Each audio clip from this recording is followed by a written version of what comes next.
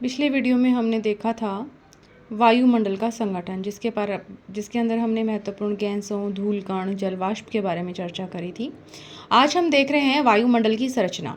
वायुमंडल को, जैसा कि आप लोगों को पता है कि वायुमंडल के अंदर बहुत सारी गैसें पाई जाती हैं और एक लेयर्स पाई जाती हैं बहुत सारी, तो उनको अलग अलग नाम दिया गया है।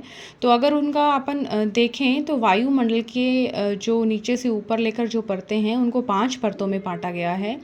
पहली परत है शोभमंडल। शोभमंडल के बाद आता है समताप मंडल, उसके बाद आता है मध्य मंडल, फिर आयन मंडल और बहीमंडल। ऐसा नहीं है कि शोभ मंडल जैसे समाप्त हो रहा है तो अचानक से समताप मंडल शुरू हो जाएगा, या अचानक से समताप मंडल ख़त्म हो रहा है तो अचानक से मध्य मंडल शुरू हो जाएगा। एक ऐसा फेज़ पाया जाता है दो परतों के बीच में जो दोनों के बीच सीमा का निर्धारण करता है, तो उसको उस परत के सीमा के नाम से जाना जाता है। जैसा कि हम पहले की परत के बारे में चर्चा करते हैं। पहली परत है शोभमंडल। यह वायुमंडल की सबसे निचली परत है और वायुमंडल का जो जितना भी पार्ट है उसका 75% भाग इस शोभमंडल में ही पाया जाता है।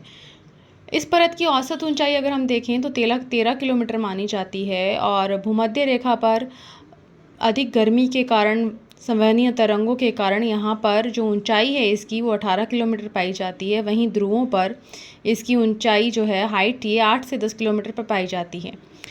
शोभमंडल मानव के लिए सबसे महत्वपूर्ण परत है क्योंकि सारी मौसमी घटनाएं इसी परत में होती हैं।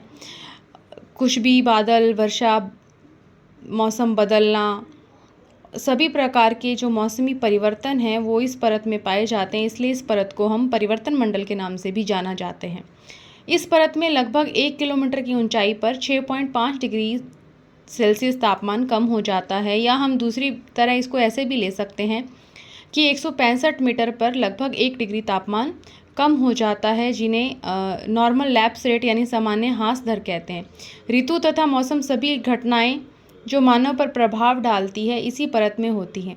इस परत में धूल कण, जलवाष्प अधिक मात्रा में होते हैं, जिनसे बादल बनते हैं, वर्षा होती है। सभी जलवायु और मौसमी संबंधी घटनाएं भी इसी परत में पाई जाती है।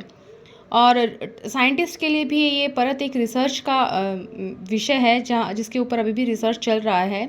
शोभ मंडल के जब ख़त्म होता है और समताप मंडल जब शुरू होता है तो उसको हम शोभ सीमा कहते हैं। इसकी मोटाई लगभग 1.5 किलोमीटर के आसपास पाई जाती है। इसको हम मौसमी परिवर्तनों की छत भी